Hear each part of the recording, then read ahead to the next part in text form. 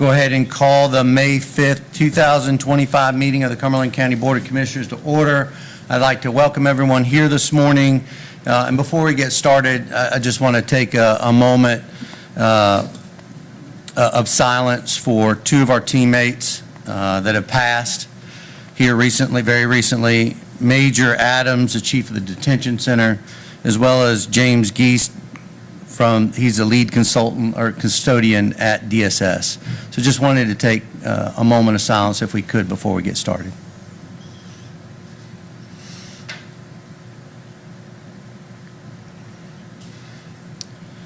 Thank you. At this time, I'll ask Commissioner Patel to introduce the invocation speaker and lead the Pledge of Allegiance. Thank you. Good morning. This morning, our Deputy Clerk Ms. Iva Clark will lead us in invocation today.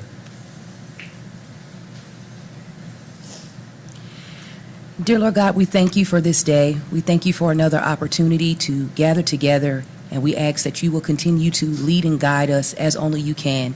We pray, God, for the family members of those that have lost loved ones. We ask, God, that you would comfort them and strengthen them during this time. God, we ask that you would grant wisdom and knowledge as decisions are made for the citizens of this county. We pray that everything be done with peace in mind, and we give you praise and honor. In your name we pray. Amen. I pledge allegiance to the flag of the United States of America and to the republic for which it stands, one nation, under God, indivisible, with liberty and justice for all.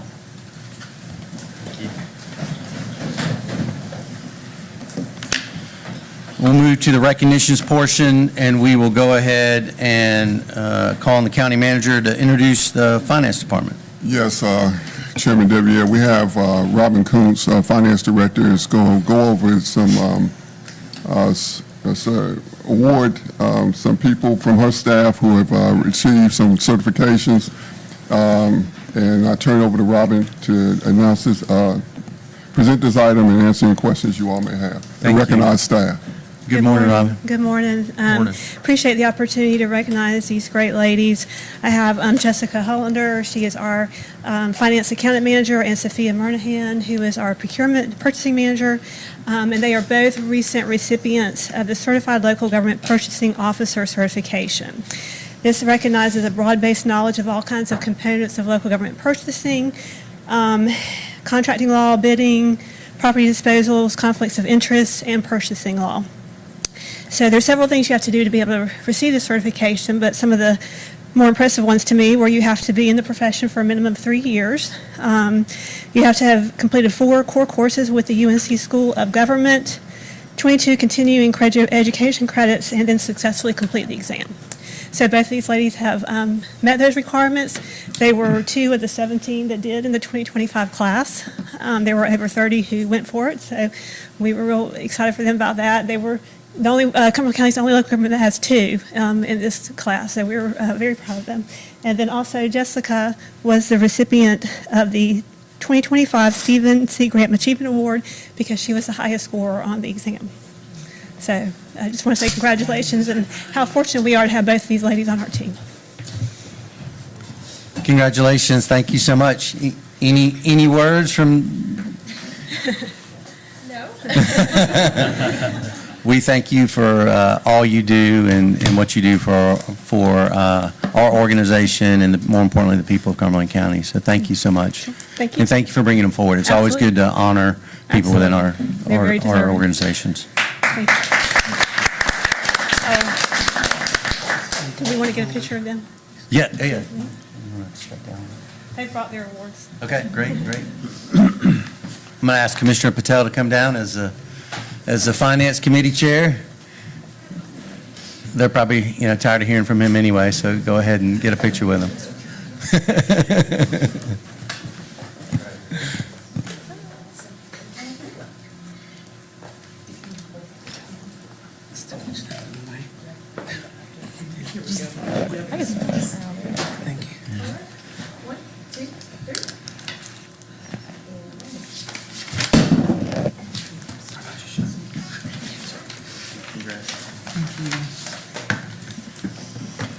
Thank you. Thank you again, and congratulations. We'll go ahead and move to item 1, approval of the agenda. I'll call on the county manager for any changes to the agenda.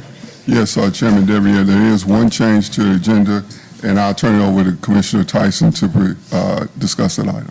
I'm going to have him add a motion. Do you have any changes from the No county manager? no from staff. Okay, I'll go ahead and call on Commissioner Tyson for a motion.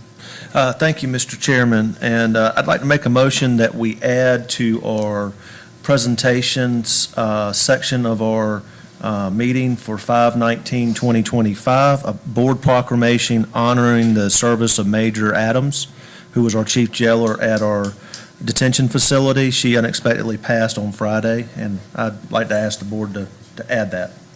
And can we go ahead, would you add in approving the proclamation on the consent agenda today? Yes, sir. I consider that a friendly amendment. Thank you. Okay. Second. All right, without objection, it's added to today's consent agenda and to the presentation on 5/19, unless any commissioner has an objection. All right. County manager, any other changes? No other changes, Chairman. Vice Chairman Jones, I'll call on you for a motion. Motion second. Motion to approve agenda. Is there a second? Second. We've got a motion to approve the amended agenda as presented, and there's a second. All in favor, please raise your right hand. Unanimous. We'll go ahead and move to the second item 2, presentations, Cumberland County Stream Gauge Mitigation Project. I'll call on the county manager. Yes, Gary Crumpler, Interim Emergency Management Director, will present this item and answer any questions you may have about the stream gauges that we use to monitor, especially in storms or hurricanes. Good morning, Commissioners. Good morning. Good morning. Mr. Chair, Vice Chairwoman. Yes, Vice Chairwoman, I'm excited today to discuss a project that's been a long time coming here in Cumberland County. We recently installed some stream gauges. That was a collaborative partnership between the county, state agencies, and the Duke Energy Foundation. So what are stream gauges? Stream gauges are instruments designed to measure water stages on rivers and other tributaries here in Cumberland County and statewide. The gauges monitor the height and in some cases the stream flow to provide essential data. So we use these stream gauges to help predict evacuation areas in case of inland flooding during hurricanes or tornadoes or anything that may bring a large amount of water to our community.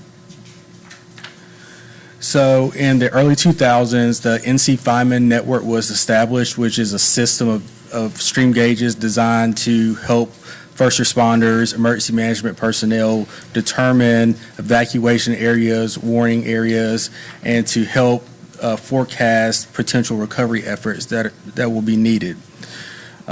As many of you know, during hurricanes Matthew and Florence, we had less than 24 hours notice of evacuation, the evacuation need, especially in the town of Spring Lake.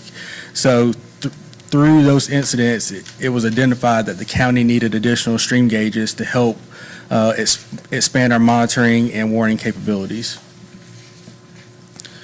So a trip down memory lane, you can see US Highway 13 at the Sampson County line was pretty much underwater.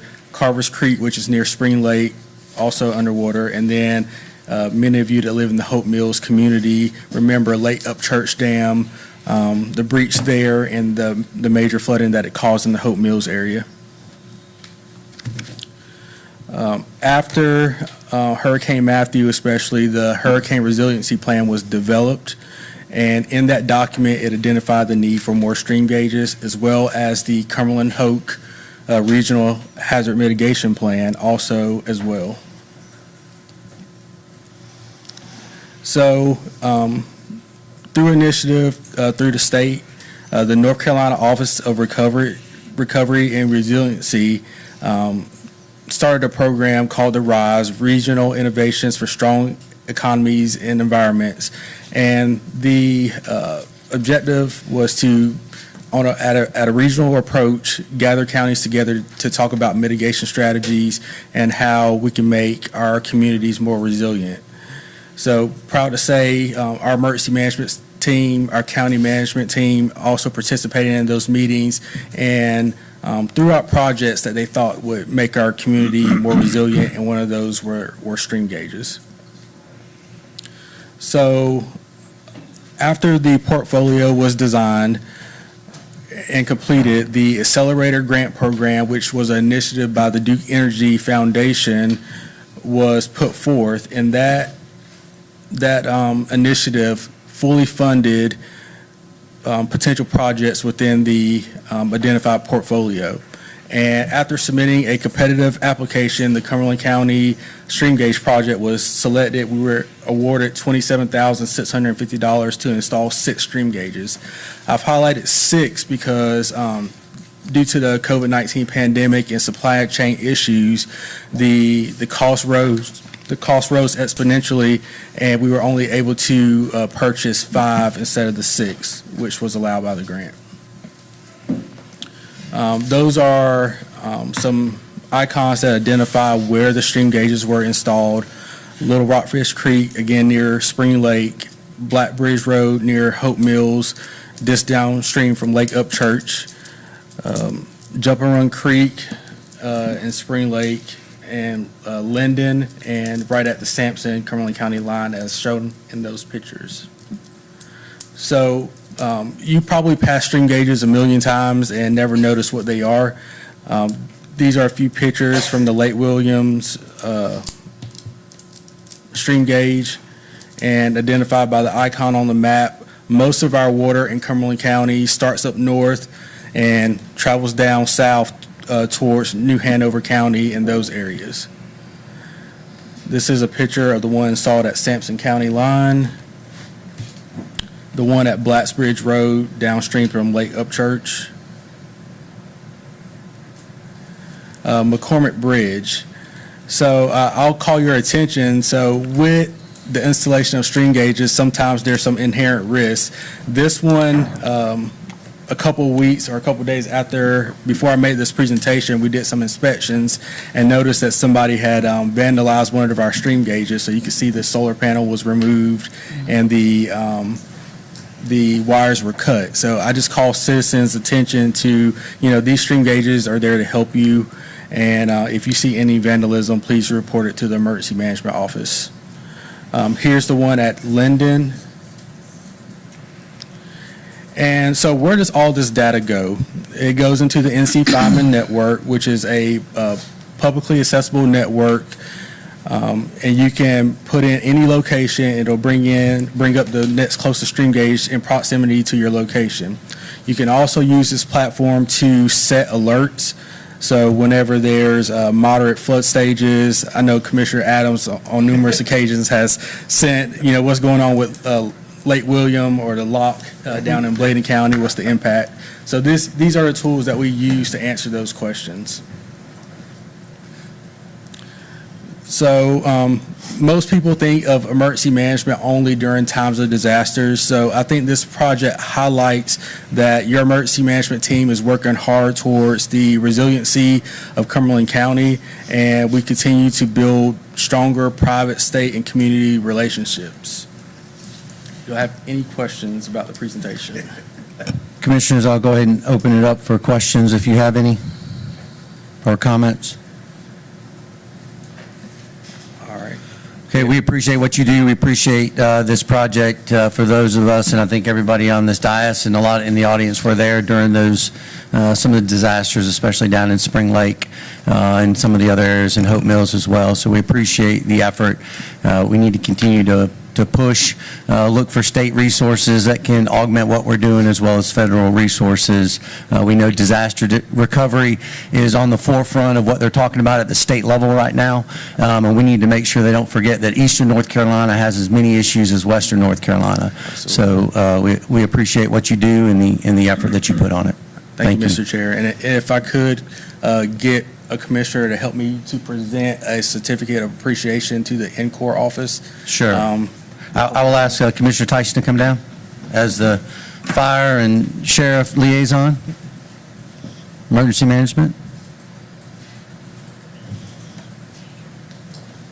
So this certificate reads, "Thank you for your continued service to Cumberland County community. Your support of local mitigation projects in Cumberland County helps ensure our community is better prepared to face potential hazards that may impact our area.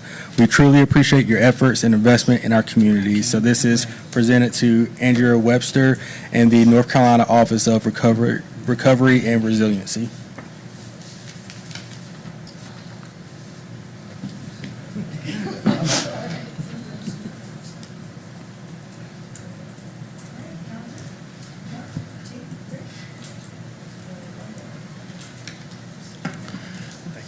And I'll also add in, let's not forget the people that are still less than probably 300 or 200 now. They're still trying to get back into their homes through the programs within CORE that I know that I watched when I was up in the state senate. So let's make sure we stay focused on them and not let people fall through the cracks. So we appreciate what you do. Thank you.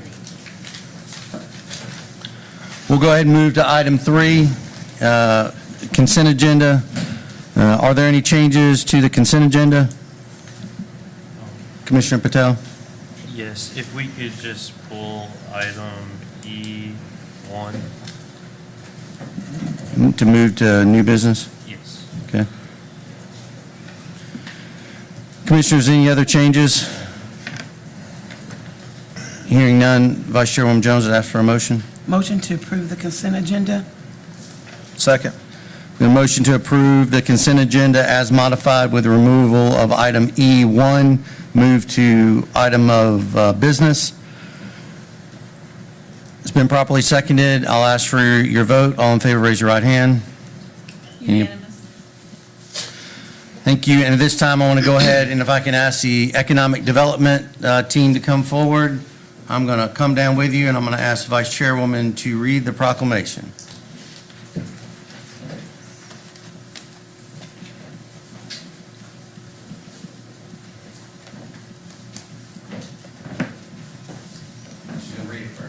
Okay. Whereas May 12th through the 16th, 2025 has been designated as Economic Development Week, and whereas the economic development profession cultivates thriving neighborhoods, champions sustainable and resilience, boosts economic prosperity, enhances the quality of life, and builds a robust tax base. And whereas economic development professionals operate throughout diverse economic environments, including rural, suburban, and urban settings, local, state, and also national governments, public-private partnerships, chambers of commerce, institutions of higher education, among many similar organizations and associations. And whereas the county's Community Development Department and Fayetteville Cumberland County Economic Development Corporation are committed to bridging connections between community stakeholders such as residents, business leaders, elected officials, industry executives, and educational administrations to collaborate in promoting job creation, community investment, infrastructure advancement, and optimistic future. And whereas economic development contributes to the betterment and progress of Cumberland County by fostering growth, prosperity through equity, inclusion, sustainable resilience, and innovation. And now, therefore, be it resolved that the Board of Commissioners of Cumberland County proclaims the week of the 12th to the 16th of May, 2025, as Economic Development Week in Cumberland County, and it urges its citizens to salute the professionals located in our area for their important role in the growth and prosperity of Cumberland County.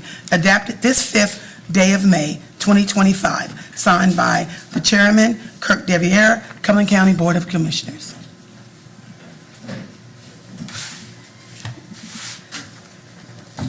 Thank you, Robert, for all you and your team do, not just in this, when we're showcasing you during Economic Development Week, but the impact you've made on this community and the time that you've been here and the work that you've done impacts every citizen across our community because you're raising the income levels and you're doing the work that needs to be done to grow our community. So we appreciate it. Well, thank you, and this wouldn't be possible without the support of the county commissioners today and in the past in the city of Fayetteville. But as Commissioner Adams likes to say, many of our projects happen in Fayetteville, but all of our projects happen in Cumberland County. So thank you so much for all you do to make it successful. Appreciate it.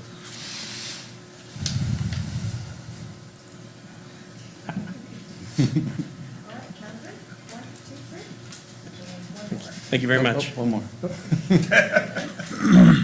Thanks. Want to say anything else? No, thank y'all very much. We have much to do. Thank you. Thought we were going to do the next one. We're going to do these later. Yeah, we're not, that's the only one we're reading. Oh, okay. Don't call me Shirley. We'll go ahead and move to item 4, items of business. Item A, consideration of amendment of sales tax distribution interlocal agreement. Calling County Manager Greer. Yes, this is a modification of our sales tax agreement with the municipalities.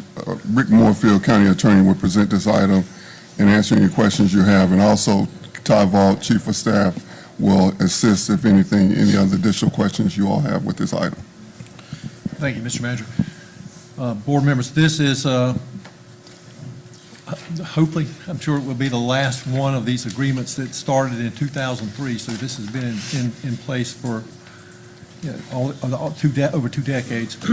But this is an amendment to the agreement that was entered into in 2003. What it does is reduce, if you recall, the last amendment we did made any increase in the sales tax over the fiscal year 22 amount, 100% of that increase would go to the county.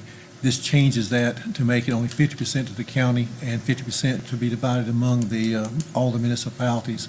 That's only for this fiscal year. For fiscal year 24, the agreement will remain the same, so it's just for this 1 year.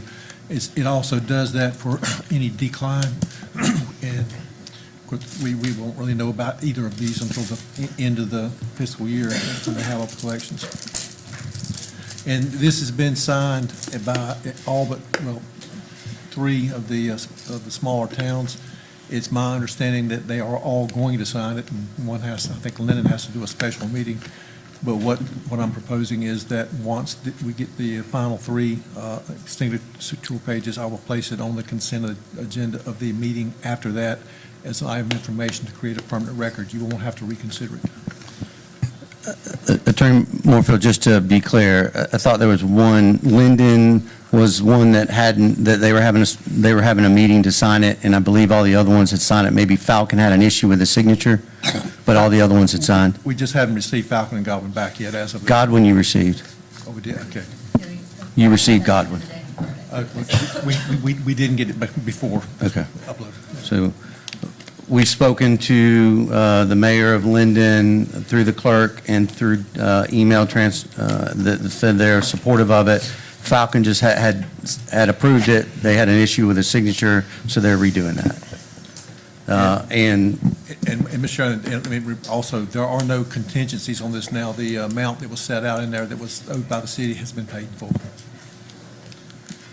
Commissioners, any questions or comments? Commissioners, any questions or comments? I got mine. I see you, Commissioner Adams. Commissioner Adams, you're recognized. Thank you, Mr. Chairman. And I will tell you, I'm not in agreement with this. This has gone on since 2003, has always been in the benefit of these municipalities. We stopped a multi-million-dollar project over $1.8 million, and today we're going to give away $4 million. It makes no sense to me at all to be able to do that. This is an agreement that we went back and forth. I've done a number of these. I think Marshall's done some, Commissioner Council. And it was a fair agreement to the county, and so I just don't think we should amend this to even for the 1 year. Thank you, Mr. Chairman. Appreciate your comments, Commissioner Adams. Just to add some additional color to this. There's some discussions and concern about the previous agreement that was in place before I took office as a chair. As far as the formulas and some other things. So this was a compromise that we felt was in the best interest of our municipalities going into the final year of this agreement. It enables our smaller municipalities to have some resources back from their from the sales tax revenue. This board gave direction to the staff to work with the municipalities. The municipalities have been supportive of it, and this board has been supportive in the direction of negotiating it. So I just wanted to make sure we painted the entire picture. And at this time, I will go ahead and entertain a motion from Vice Chairwoman Jones. Motion to approve the amendment to the sales tax distribution interlock agreement and authorize the chairman to sign it all at once. All the municipalities have signed and approval of at this time. Second. There's a motion on the floor to approve the amendment to the sales tax distribution and local agreement and authorize the chairman to sign it once all municipalities have finalized it, have signed it. There's properly seconded. Is there any discussion or comments? Hearing none, I'll ask for your votes. All in favor, raise your right hand. Voting in favor, Commissioner Tyson, Vice Chairwoman Jones, Chairman Deviere, Commissioner Patel, and Commissioner Fairclough. Voting in opposition, Commissioner Adams. Thank you, Board. We will go ahead and move forward to item B that was added to the items of business, approval of the employee health center provider. I'll call on County Manager Greer to talk about this item, and then we'll have the question from Commissioner Patel as well. Yes, thank you, Chairman. Back in April, we presented our conclusions, recommendations for the employee health care center provider, and we recommend staying with the current provider, Proactive MD. Robin Coons will go over this item, and Finance Director present this item and answer any questions you may have. The renewal is for 3 years, and we felt like bringing it forward because 1 year cost prohibitive. I think the one thing we could add, if the board's pleasure, is to add a 1 year termination clause in there, but we will have to work through that with the attorney and USI. I turn it over to Robin. Good morning. Good morning again. Thank you. So when we left this last time, the recommendation was a 3-year contract with our current provider, Proactive MD. The cost for that was going to be $1,254,975. That was going to be an increase of $470,922 over our 2025 contract. The reason for the increase is mostly because there was some expansion in personnel. We added the model that was proposed and that was recommended was 2 nurse practitioners, 2 licensed practical nurses, and an office manager. But I will, y'all had some follow-up questions for me at that last time we discussed, and I've emailed those responses to everyone. So if you have any additional questions, I'll be glad to try to answer them at this time. Commissioner Patel, you're recognized. Thank you. Thank you, Ms. Chase. I understand, this is a big part of our organization from a county perspective.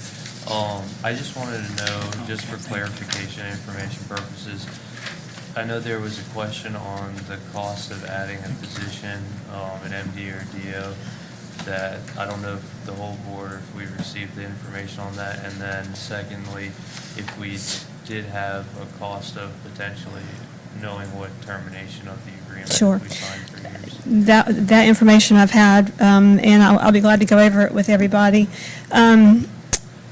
So if you look at the model right now and you stick with the 3-year, but you replace one of the nurse practitioners with a medical doctor, that would increase the cost. They're estimating to, right now our cost is $1,254,975, and the increase would be to $1,395,000, a little bit over $140,000 for a medical doctor. That's if we stayed with a 3-year contract.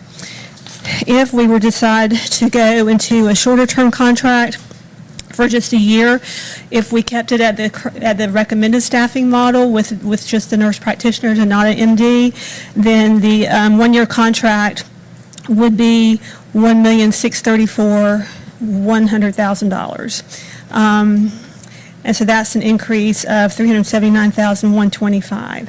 And if you replace the nurse practitioner with an MD, the increase would be $558, $525. There is normally not a termination penalty from what the provider has explained. They do not offer a termination for convenience clause. So they said that we would be responsible for the entire 3-year fee if we decide to terminate early.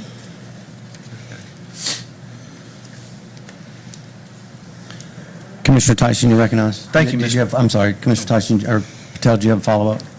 Yeah, I just have one That's follow-up.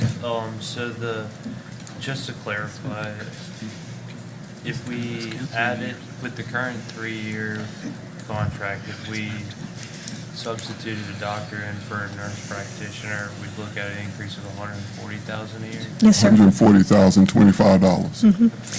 And then the 1-year contract with the current staffing model would be about 80,000 roughly increase. No, if we change to a 1-year contract, that's really when the cost significantly goes up.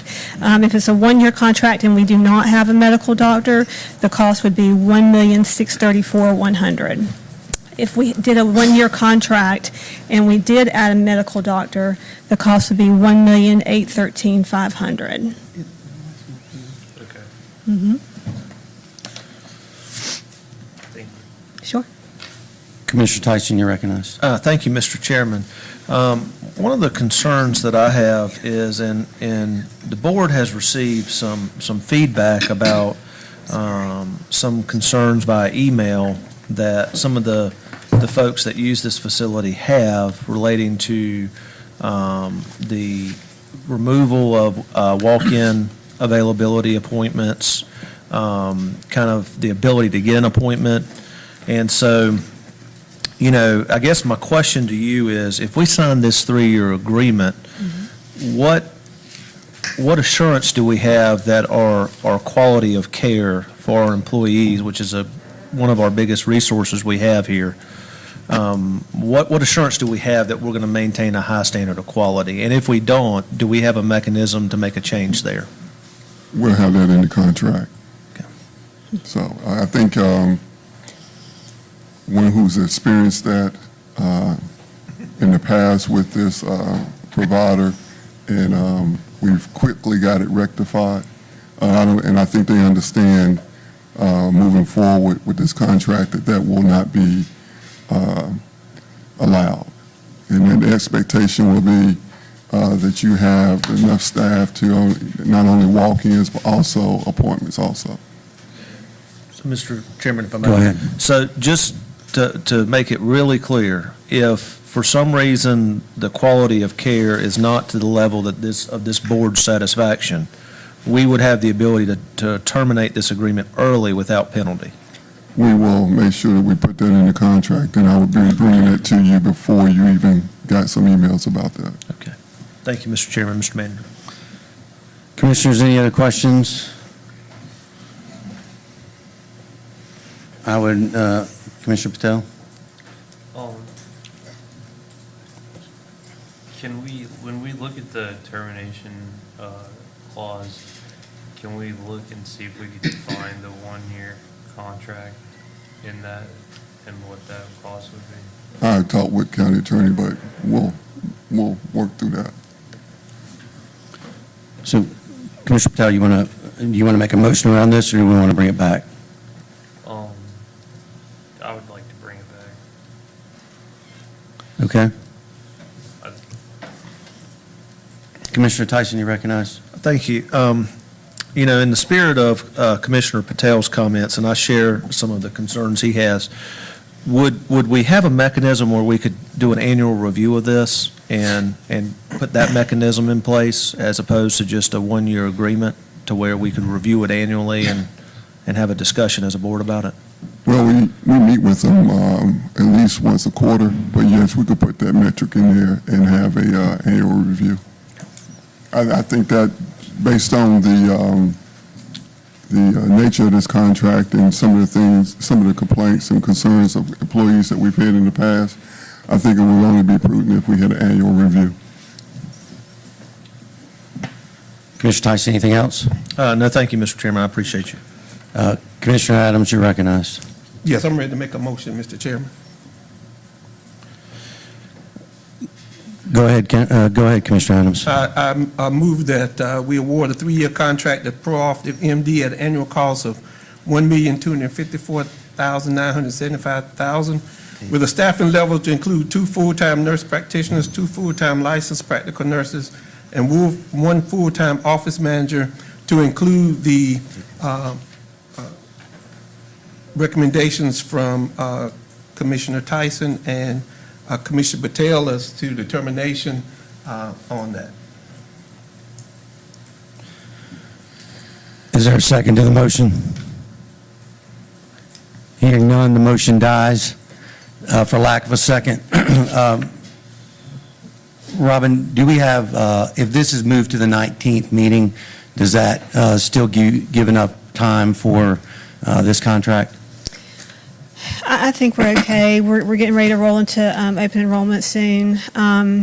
And if we were changing providers, it would be a huge, we'd have already been too late. But if we were to decide to add an MD to this contract, they did give us the warning that it would take maybe 3 or 4 months to locate that person. So we would obviously not be starting off July 1 with that in place. But if we, excuse me, if we wanted to work through the details that were discussed, see those parameters come back at the 19th, it shouldn't slow anything down. We'll keep it moving. Okay. All right. Commissioner Patel, I'd entertain a motion. So I'll make a motion to look at if we can review those, have them added to this agenda item brought back on May 19th to the spirit of what Commissioner Adams had included. Second. We got a motion on the floor to bring this back based on the questions around this back on the 19th May meeting. And it's been properly seconded. Are there any discussions or comments on this motion? Hearing none, I'll ask for your vote. Raise your right hand in the affirmative. Voting in favor, Commissioner Tyson, Vice Chairwoman Jones, Chairman Deviere, Commissioner Patel, Commissioner Fairclough. Voting in opposition, Commissioner Adams. Thank you, Robin, and thank you. I know we've worked through this in a lot of different ways. We appreciate all the information you provided us. We just want to make sure we are, protecting the best interests of this community in this contract as well. So thank you so much. Thank you, County Manager, for your work on this as well. We'll go ahead and move to item 5, nominations. There are no nominations for this meeting. We'll go ahead and move to the appointments section. At this time, we have 1, 2, 3, 4. We have 6 different boards that we're going to vote on this morning. Just want to remind everybody, for the listening audience, as well as those watching, that we will walk through each one of these boards based on the amount of vacancies. Each vacancy would need to receive a majority of the votes for each one of the items. So for example, if there's 2 vacancies and there's 4 people, we'll go through each one of the names. We'll cast our votes for those individuals, and then based on the ones that have majority, if we have more than, if in that example, if we only had 1 person of the 4 that got majority of the votes, we would move them out. We'd look at the other individuals that may have been in a tie, and we'll move them forward and bring them back for a vote again. Commissioners, any questions on the process? I know most of you have gone through it before. At this time, I'll go ahead and call on Vice Chairwoman Jones to bring forward the appointments. I will be starting with the ABC Board. There are 2 vacancies. I will state the names first as how many people we have, and then I'll go back individually for your vote. Who we have that are being considered, again, there are 2 vacancies, and the following individuals are being considered: Terry Thomas, Alfred Foote, Jamal George, Wade Fuller, and Vivica Tayton. Vivica, I'm sorry about that. Tayton. And now at this time, I will start with Terry Thomas to see who wants to vote for Terry Thomas. Raise your right hand.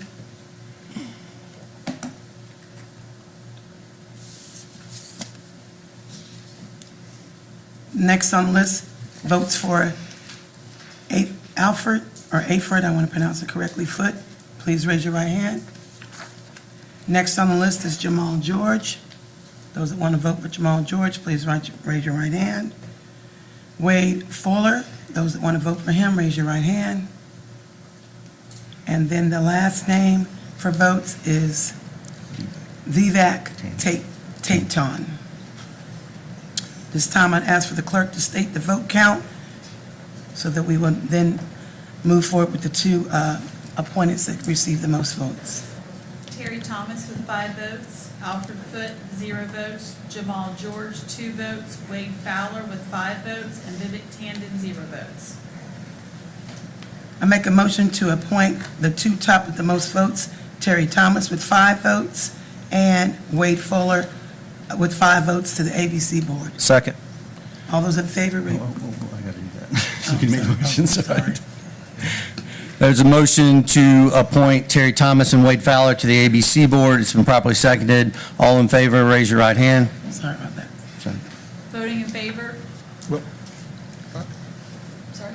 Do we need to do that? I'm just trying to figure out why we would do that when it's whoever got the highest votes, because they've already, it's an appointment, it's not. Okay. Yeah. Okay. There's no time. Okay. Right. All right, there's no time. Go ahead. Next, we will move on to the Cape Fear Valley Board of Trustees. And Madam Vice Chair, before you move to Cape Fear Valley Hospital Board, we received word from Ms. Hamilton that she'd asked to have her name removed. I know there's a process for that, but just be aware of that as you're voting, that she's asked to be removed from the process, so we really have one person with Shannon Matthews for the registered nurse. Mr. Chairman, I think this council's coming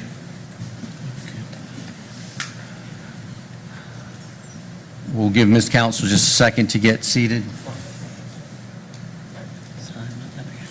Sorry.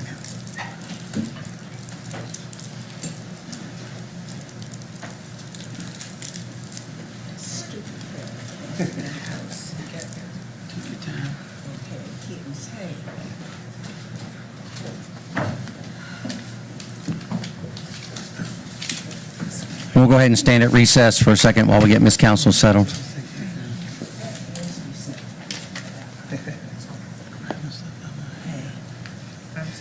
You're fine. I got this. You're fine, Ms. Council.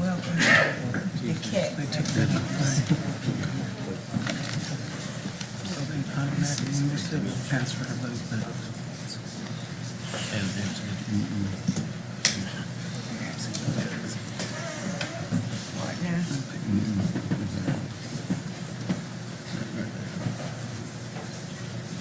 Okay, we'll go ahead and move out of recess and move forward. Make sure Ms. Council is settled.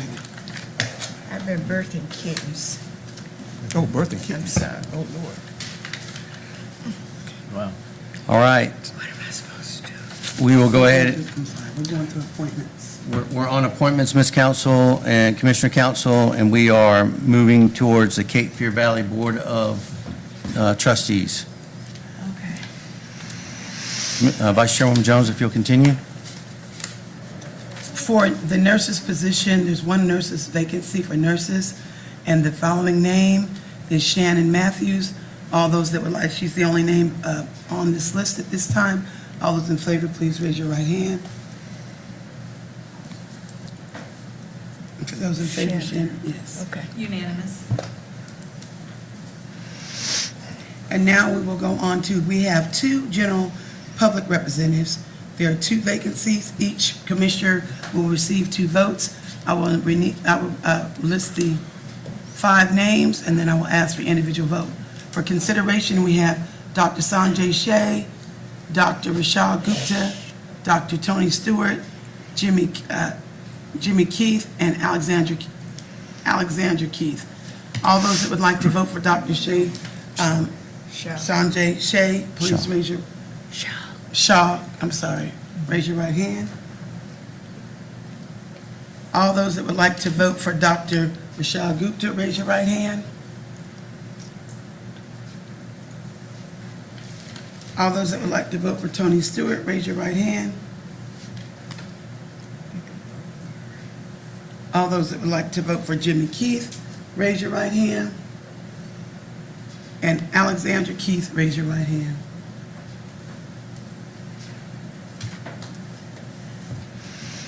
I have the clerk at this time, Ms. Andrea Taffy, to please tally those votes and give us the names of who has the highest votes, please. For Dr. Shaw, we have 7 votes. For Dr. Gupta, we have 3 votes. For Dr. Stewart, we have 1 vote. For Jimmy Keith, we have 2 votes. And for Mr. Keith, we have 0 I votes. think you had 2 for Stewart. I think Commissioner Council voted 2. Oh, I'm sorry. There was 2. Yes, there was. Okay. Commissioner Adams, Sorry, you- I apologize. Commissioner Adams, you got a comment? No, I was just telling the correct on the votes. All right. I missed Please the vote direct to the for chair. Dr. Stewart. So our Okay. top votes, we have Dr. Shaw with 7 and Dr. Gupta with 3. Okay? I'm sorry, can you repeat that again? Dr. Shaw with 7 and Dr. Gupta with 3. I make a motion to appoint Dr. Shaw, I'm sorry, I make a motion to appoint Shannon Matthews as the registered nurse position, Dr. Shaw, and also Dr. Gupta as the general public positions for the Cape Fear Valley Board of Trustees at this time, as they were the highest votes with 7 and 3, and unanimous with Shannon Matthews. And now we'll move on. Mr. Chairman. It has to be, we have to move to 4. Under the- Correct. I'm sorry. Well, That's okay. So we would take a vote on Dr. Gupta, former Commissioner Keith, and former Commissioner Stewart, correct? well, under the process that you laid out, I think it was just who got the most votes. Okay. So it was 7, 3, then 2 and 2. So those, Dr. Gupta and Dr. Shaw were the top 3, the top. Do they need to have a majority? No? Not the way you did it, no, sir. All right. We'll go ahead and move forward. Is that correct on that? The attorney said it's correct. Let's go ahead and, we'll- You can do it the other way, but this is the way you laid these rules out. Is that the way it came out of the policy committee, What- Mr. Chairman? out of the policy committee, and we need to verify that, but my understanding is it's the top vote getters, is how it was outlined in the policy. Is that? sir. And I realize I don't wanna be I'm not confused. I'm familiar with sorry, the can new y'all policy explain rules, that? So, I'm sorry. Okay. Okay. All right, let's go ahead and move to the Civic Center Commission. I'm sorry, can I just get clarification of what just took place? So the top 2 vote getters, Dr. Shaw, Dr. Gupta from the general public, and Shannon Matthews by acclamation. So it's the top 2 vote getters. They don't have to have a majority. It's the top 2 vote getters from count. Okay, that's when I want to get clarification. And Mr. Chairman, just clarifying, I'm just not familiar enough with the new rules of policy that the Boards and Commissions Committee did, so, but Do we need to, Mr. Attorney, do we need to take a pause and let you review that to make sure we're accurate? I would feel more. Okay, yeah. let's take a quick recess while you review that. Well, no, I don't want to vote on anything, so in case we have an issue or we have to go back. We can go ahead, let's go ahead and move forward, and if we need to move back, if somebody doesn't have a majority of the votes, then we'll move back and cast those votes. Let's go ahead and move forward in the essence of time to the Civic Center Commission. If you'll please review that, Attorney Moorfield.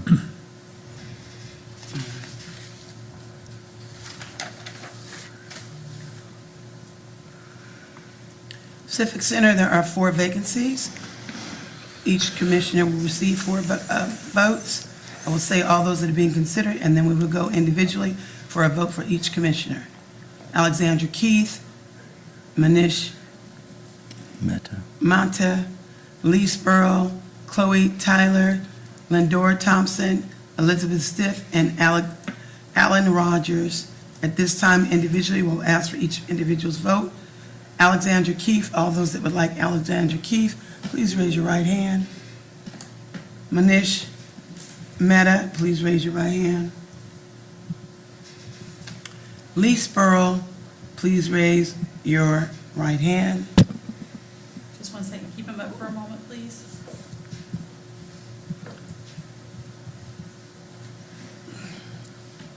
Okay. We do get 4 votes, correct? Correct. Chloe Tyler, please raise your right hand.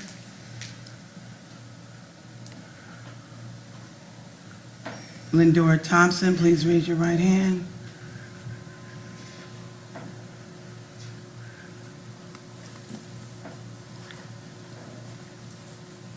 Elizabeth Stiff, please raise your right hand. What did I, We have 4 votes. Oh, okay. Commissioner Council, were you voting? Were you voting for Ms. Stiff? I don't know. Okay. I failed. Hit my head. Go ahead. Alan Rogers, please raise your right hand. Rogers. Yes.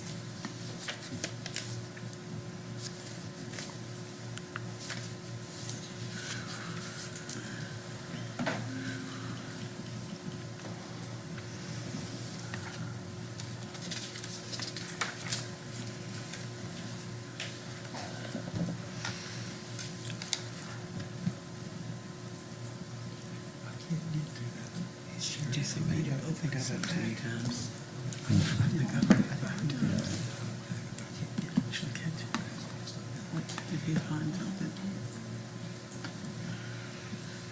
So with Alexander Keith, he has 2 votes. Mr. Mehta has 3. Lee Spruill has 5.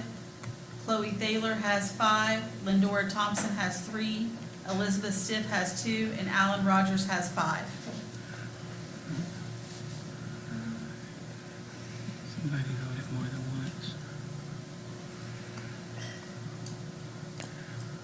So that, we have 3 with 5 votes, but 2 that are tied at 3 votes. Lindora Thompson and Mr. Mehta are tied at 3 votes each. Okay.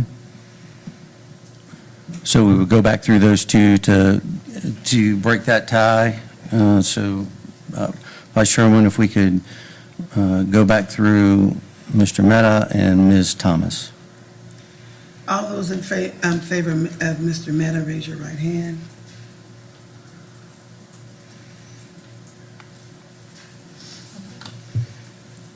All those in favor of Ms. Thompson, raise your right hand.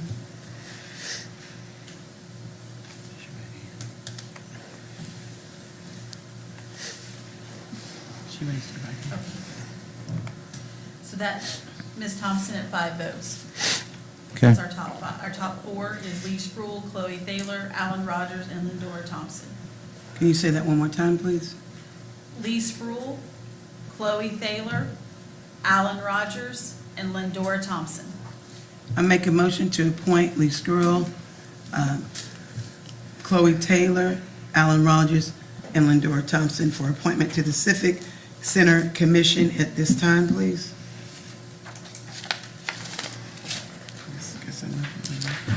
All right, we'll go ahead and move forward to the Fayetteville Cumberland Economic Development Corporation.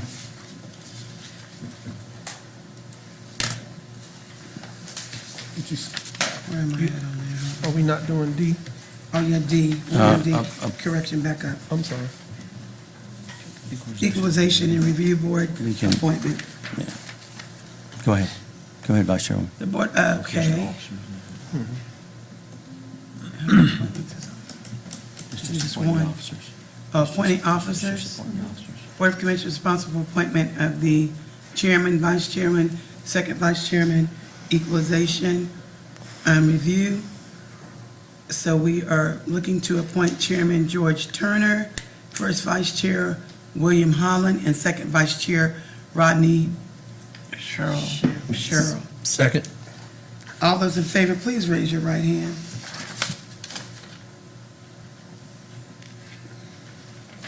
Unanimous. They've already been appointed. It's just by, yeah, exactly. That'd be the officers. Yeah. All right, Vice Chairman, we'll continue with item E. Fayetteville Cumberland County Economic Development Corporation has 2 vacancies. We have 2 vacancies at this time. We have 4 individuals. I will list their names. Christine Allen, Brian I think it's Carkover, Jonathan, there's 2 Jonathans, Jonathan Profit and Jonathan Charleston. I'll read the names for all of us that want Christine Allen. Please raise your right hand. Christine Allen. And then we have Brian, again, I don't want to pronounce his name wrong. Craikover. Craikover.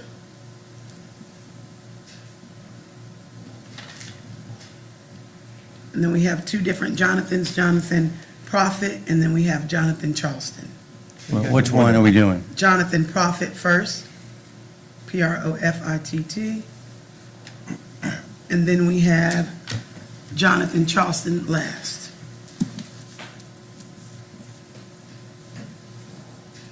And that's it.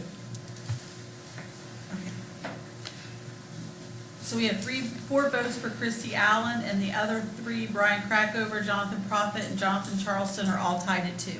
He had three. I'm sorry, Mr. No. Chairman. Commissioner We Council. we can walk through the votes again if we need to. So for Christy Allen, I have Commissioner Tyson, Chairman Deviere, Commissioner Patel, and Commissioner Fairclough. For Brian Crackover, I have Chairman Deviere and Commissioner Patel. For Jonathan Correction, Profit- Madam Clerk, I voted for Brian Crackover as well. Oh, okay, I'm sorry, I did not see that, okay.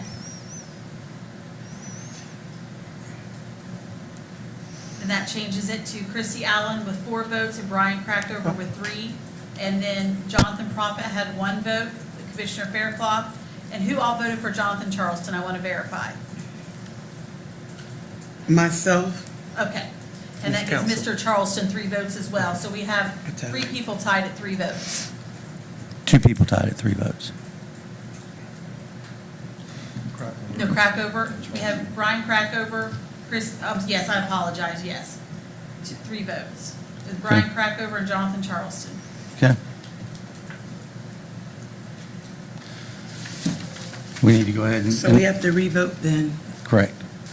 Mr. You have a question? Crackover and Mr. Charleston. I'm still birthing kittens. That's okay, all right. We're doing a tiebreaker between Mr. Brian Crackover and Jonathan Charleston. Is that correct? Yes. Am I saying that right? So all those in favor for Mr. Brian Crackover, raise your right hand. All those in favor of Jonathan Charleston, raise your right hand. She's got her hand. Okay, that gives Christy Allen and Brian Crackover 4 votes each.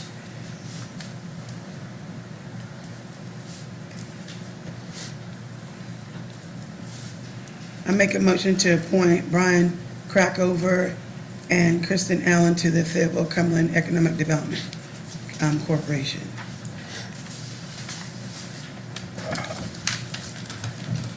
Tourism Development Board,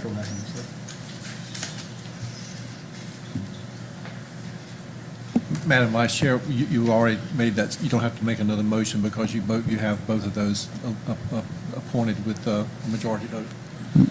No, there's only 1 vacancy for Oh, TDA. sorry. Then you don't have, sorry. Please proceed, Vice Chairwoman. Hotels and Motels over 100 Rooms Representative. We have 2 individuals, Manish Mehta and also Michelle Williams. I'd ask for your vote at this time. All those in favor of Manish Mehta, please raise your right hand.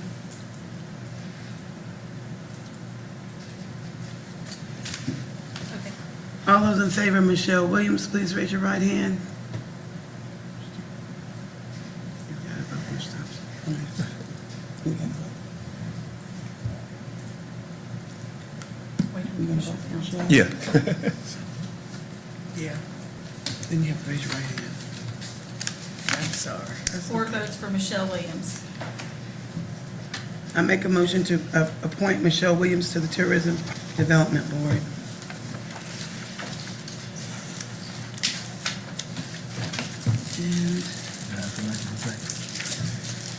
And Are there any other items for appointments? Madam Clerk, is there anything we missed? No. Mr. Attorney, are we able to clarify the vote as I understand it? Mr. Chairman. If not, we're going to have to revote all these on the 19th. Mr. Chairman, unfortunately, my computer has crashed. I cannot access the phone. If you'll go back and just let us know after this meeting, and if we need to, Madam Clerk, we will reverse this and vote accordingly at the 19th meeting. Any other questions on the appointments? None, I'll move to item 7, closed session, and I'll ask Vice Chairwoman Jones for a Excuse me, motion. Chairman. Oh, I'm sorry. We need to add one, also need to add paragraph number 4, economic development. thank you. Calling Vice Chairwoman Jones for a motion. A motion to move I make a motion to move into closed session for attorney-client privilege pursuant to NCGS 143-318.11A3, and also we would like to add in economic development, which is NCGS 143-318.11A4 for client and attorney privilege for closed session at this time. Is there a second? Second. Second. All those, Move to go into closed session. I'd ask for your vote. All in favor, raise your right hand. And Unanimous. we are in closed session. We're moving to closed session.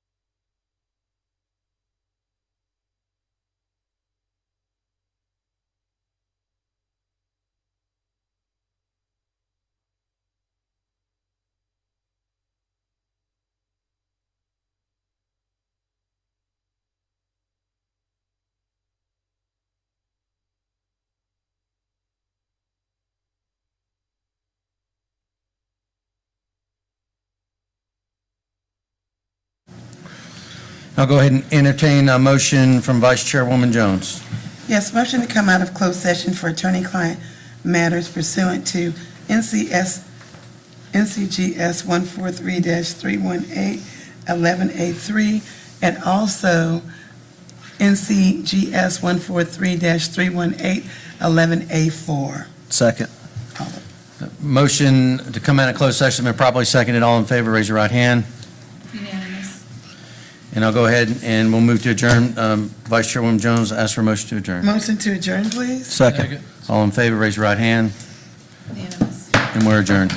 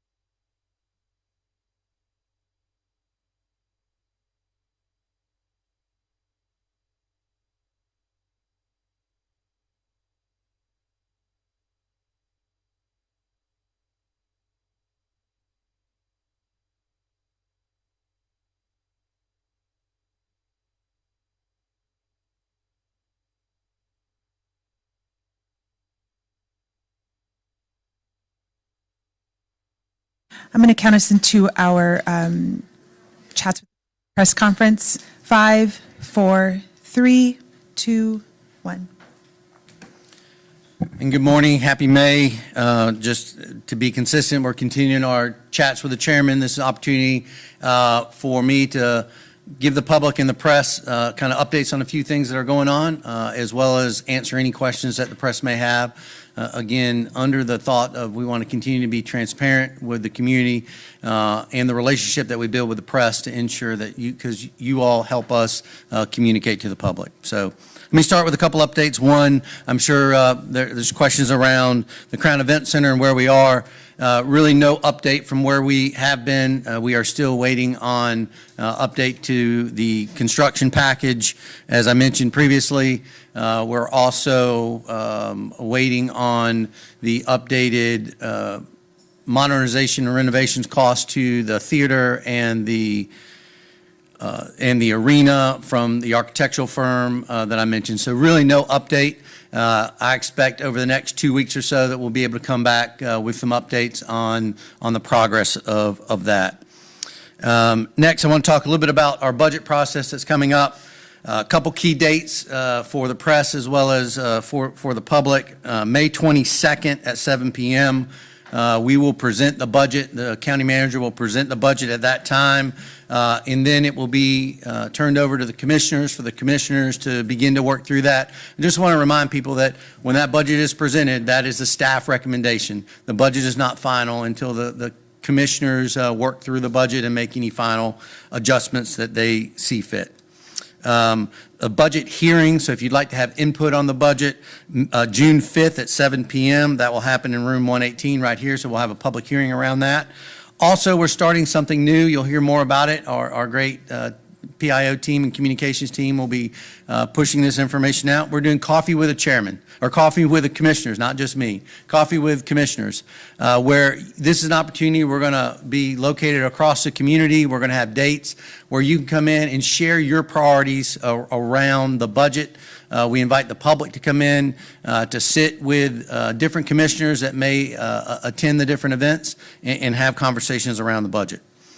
The last thing I want to talk on very briefly is, before I open it up for questions, is our emergency shelter capacity in this community. I clearly understand that the Health and Human Service lead organization in this community is the county. We have a obligation and a responsibility to ensure, with this gap that we just saw in capacity and the decreased capacity with the Salvation Army shelter closing of over 50 beds, that we have a responsibility to address that. I will say that our staff, kind of no notice on that shelter closing, but our staff has been working to look at options and things that we can do to bridge that capacity, if not increase that capacity. Here's what I understand. While I won't get in on the Unhoused Support Center, we're waiting for an update on that from our staff, which we should have in a couple weeks. But what I want to talk about is the short-term need. You know, an unhoused support center is going to be a long process to get built, you know, as was identified when that project was launched. But what we have to do in the short term is ensure that this community has capacity. This community has that emergency need, both for men, for women, which is sorely lacking right now, as well as for families. And so our staff is working through some different scenarios.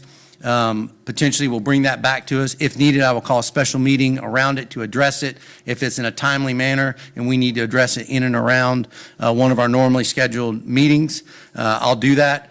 We've been in coordination with the Continuum of Care. As you know, the Continuum of Care is that focal organization in this community for homelessness. And so we've been in communication with them. Our staff serves on that board as well. But this is something that we have to resolve. We have to expand this capacity back in our county from the loss of the beds at the Salvation Army. So as we get more information on the plan, on the short-term plan on how we can fill that, we'll make sure we're updating everyone on that. And just want to thank the community partners that have been working with our team in a very rapid way to determine and find some solutions for this unfortunate closing of the Salvation Army. So with that, I will open it up for questions from the press, and I'm going to start with Claire, because Paul will ask all the questions. You're welcome to. My first question, with the Crown Center, there's a lot of different conversations going on. One being, is it going to happen? Is it not going to happen? The other being location. Are you guys looking at all of the options, whether, you know, the conversation being modernize the theater and arena or build the Crown Center? Is the talk about location? Can you give us any more about what the decision-making process is right now? Because there's a lot of different things at play here. Yeah, I like to stick to the facts, Claire. And I think there's a lot of people in this community, including former commissioners, that may opine on the facts. But the facts are this. The contract with the contractors is continuing. In its current location, they're bringing us back a price for the last phase of that construction package. We have re-looked at the financing model for this to ensure that there is capacity there. That was another thing, so that's a fact, and how it is funded to ensure that funding model can sustain any changes or any additions to it. We've asked an architect to provide us a piece of information that, in my opinion, as we were doing our due diligence through this, and our due diligence was not a look back, our due diligence was for us as this board, as I've walked through. But as we look back, a piece of information that wasn't there that people continue to ask is, what's the cost to modernize and renovate? The last estimate was 10 years ago. We know a lot has happened in 10 years, so it's another piece of information that we wanted during this due diligence process. There's been no decisions to change a location, deviate from this project. We continue to await the information that I spoke about previously. are you waiting for a fixed cost or a projected cost for that final construction package? Like, it's going to be this amount, like, what does that look like? So that's what it is. It comes back as a price. Now, given there are some things that can modify that with all that's going on with tariffs and everything else, it could modify that. But this is a price that comes back from our construction manager at risk that goes through our owner's agent to make sure that we have that final construction package, that GMP3 that I talked about. And Gross maximum price for your question from last time. I'll move on to my next topic. With the homeless Sure. crisis that we're dealing with, how involved are you with conversations with the city? Because I know at the last city council meeting, they were talking about potentially working with the county on the pallet shelters. What does that look like in the future? As part of our conversations around this topic in working towards the emergency shelter capacity here, our staff, as one of the conversations they're having, they're discussing what the city is doing, how they could potentially work with us on the scenarios or the solutions that we're looking towards.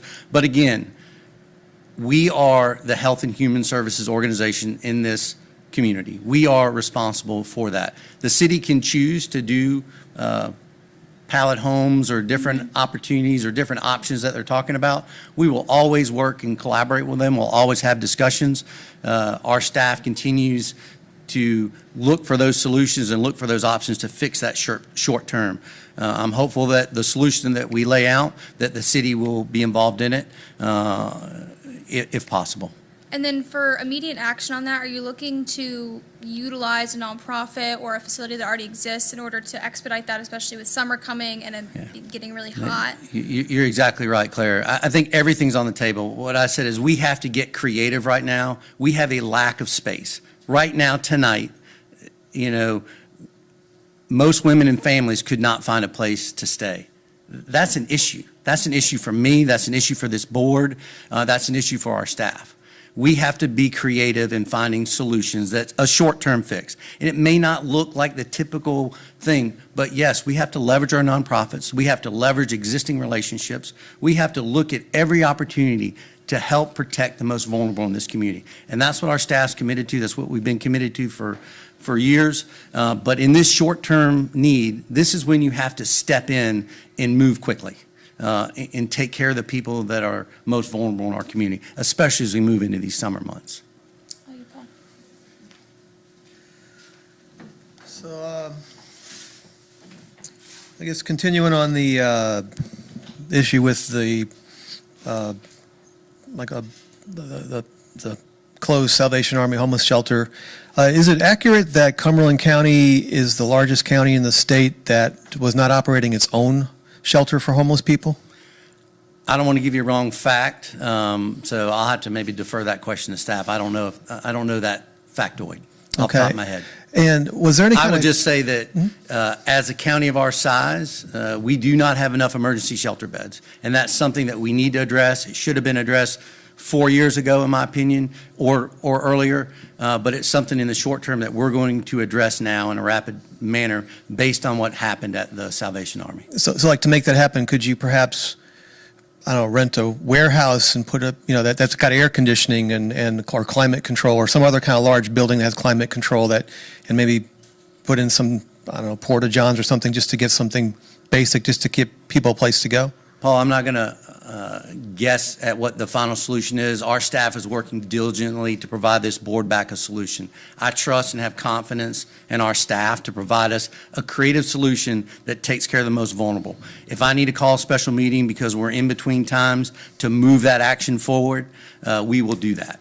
Okay. So I don't know what it looks like right now, but what people should take away and what you should take away is it will be emergency shelter, which is what we need in this community. Okay.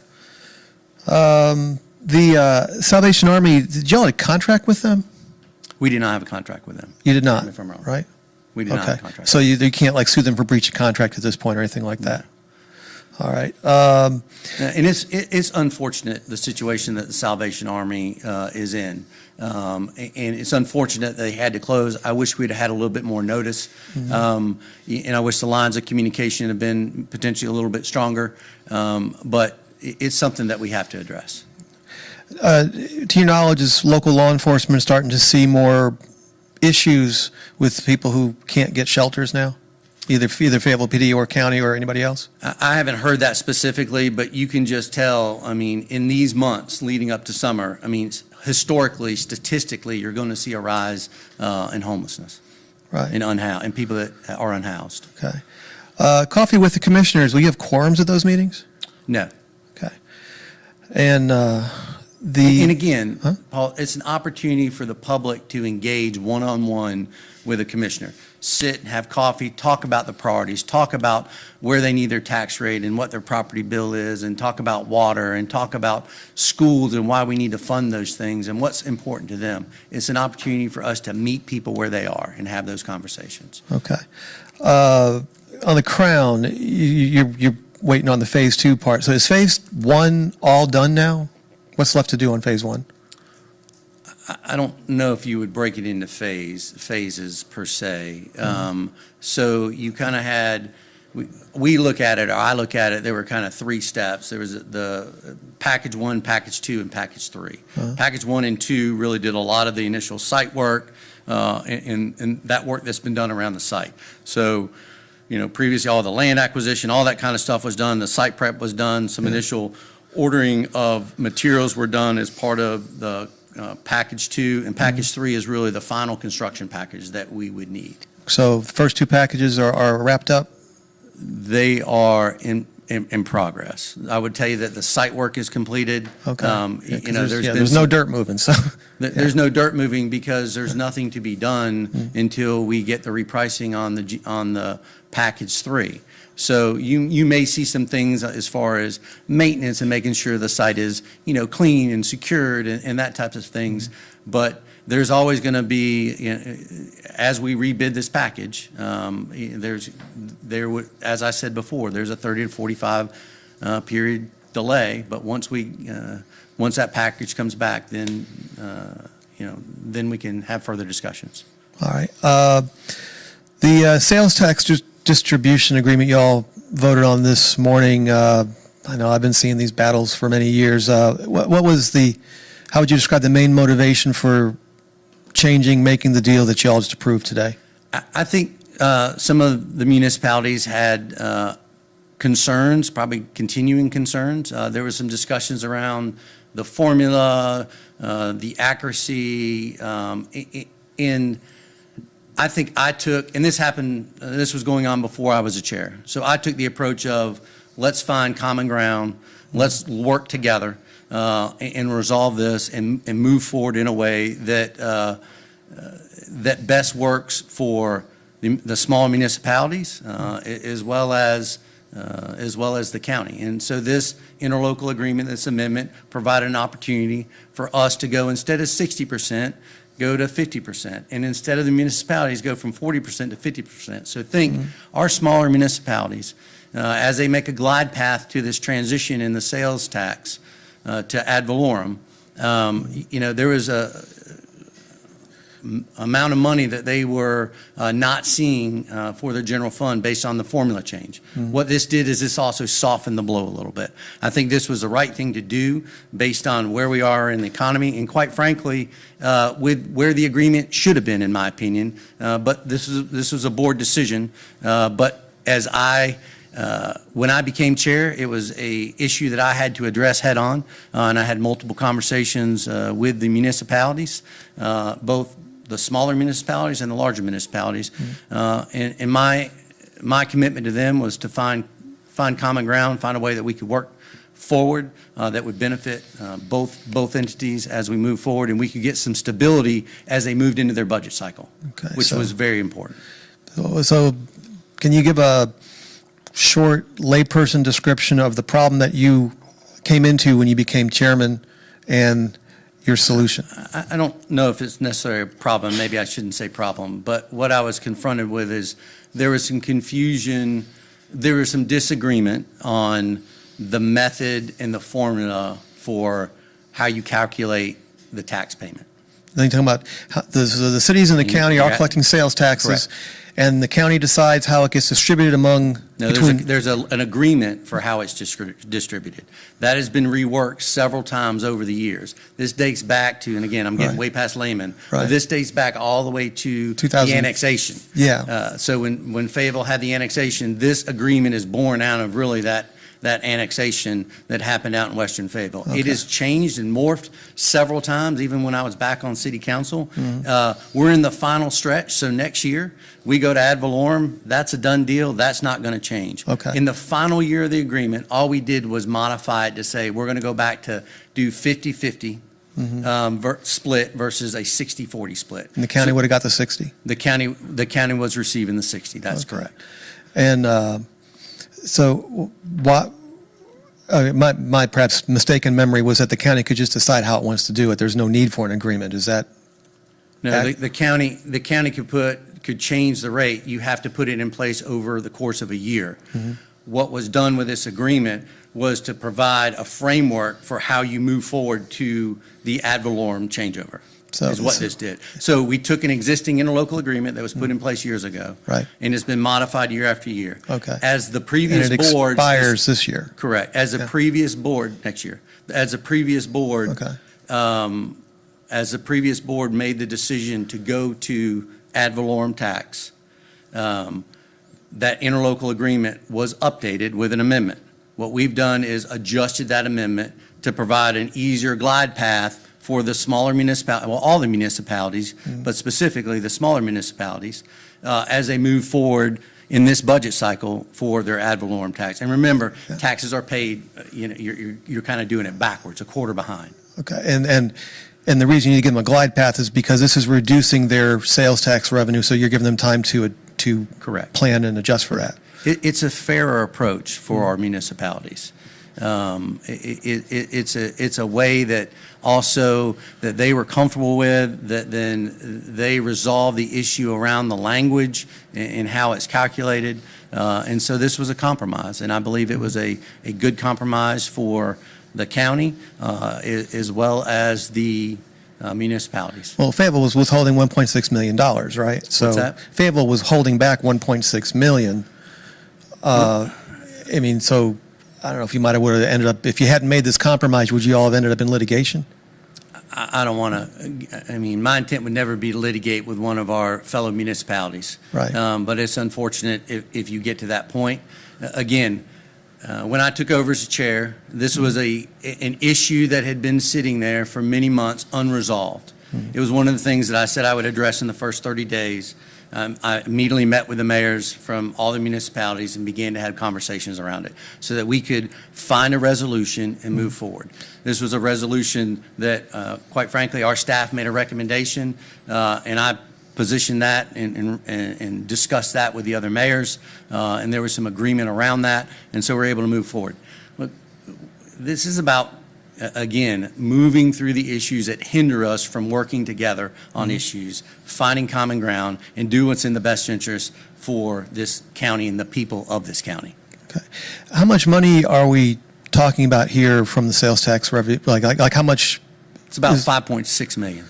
That's the total that is being split up between the county and the cities? Oh, no. Total amount, I don't know off the top of my head. The total amount that is being shifted back to the municipalities is about 5.6 million. Okay. And so you're going to have, so basically you're going to have a little bit less revenue than than the county commission board was planning for about, let's say this time last year, because the agreement's been adjusted. So, Doesn't affect our budget. When Okay. our team was going through the process, we have a very conservative approach to how we budget with our team and with our staff. And so because of what they were experiencing last year in the discussions and disagreements and lack of resolution, quite frankly, between the leaders, they protected themselves. We made allowance for that in the budget. So you will see as the county manager presents his budget, we will continue to provide the services that the citizens deserve. okay, so this agreement, so I make sure I'm clear. This agreement that you all approved today, is this for the 24-25 fiscal year, or the 25-26 fiscal year, or both? it's a combination of both. It's looking back and then going forward. So you'll go so you've got quarters, this is paid by quarters, Okay. okay? And so we're adjusting, there's only 3 quarters left to pay right now. So it's adjusting what we did last year and then moving forward to this year. Oh, so the payments fall on a calendar year instead of a fiscal year?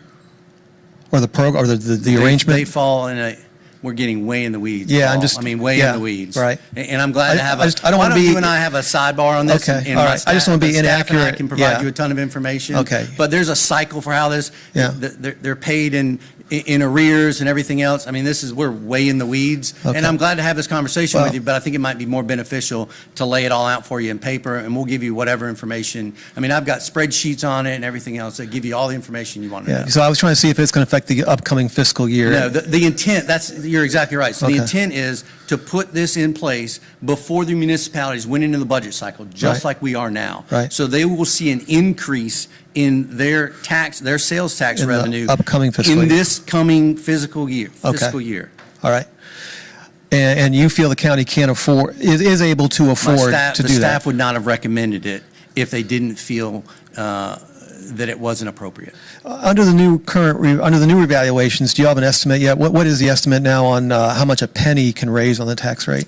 You'll see that when the manager briefs on the 22nd. Okay. You'll get that update from the county manager when he provides his budget. Okay, so basically I was trying to see anyway, well, that's right, we got that. And you don't anticipate that this arrangement is going to affect the ultimate property tax rates that you guys set in June? What arrangement? You're doing 50% instead of 60%. That's sales tax revenue versus property tax. Right. So you're going to have less revenue coming in from the sales taxes, so does that roll over into, you got to charge a little more on property taxes? Again, Paul, it's a recommendation from our staff. We have a very conservative staff. Right. This will not impact any services. We, as a board, I'm committed to ensuring that we provide a tax rate that is lower for our citizens, that still provides a level of services. We will be able to do that. The sales tax revenue is a piece of the overall revenue for this community. for Right, this town. I just wonder if It will not but impact- for this agreement, you might have a slightly lower property tax rate. I think I would not agree with that statement. Okay, that's why I was asking. I would not agree with that statement. I All right. think, I would not agree with that statement. And the reason being? Because I wouldn't agree with it, because I think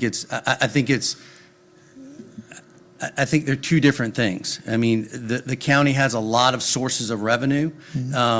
We have a staff that recommended this approach to resolve the sales tax issue. It doesn't impact the future services that we will provide. You got to think about, we have X amount of millions of dollars that we put into our fund balance. Beyond that, when we have over the authorized amount, we move that to our capital fund. So there is the ability for flexibility and room that it will not impact our ability to provide services to our community. I think they're two distinctly different things that will not impact one another. So basically, do you feel you have enough money in fund balance that you wouldn't necessarily have to charge a little more property tax while you wait for the sales tax shift back to what you were planning for a year from now? Again, we're going to focus on providing a property tax at a rate that is revenue neutral, or at a lower rate that we can provide the services to the county and not jeopardize services. All right, I think I've hit all my points. Do you have anything new? All right. Thank you so much. Appreciate it.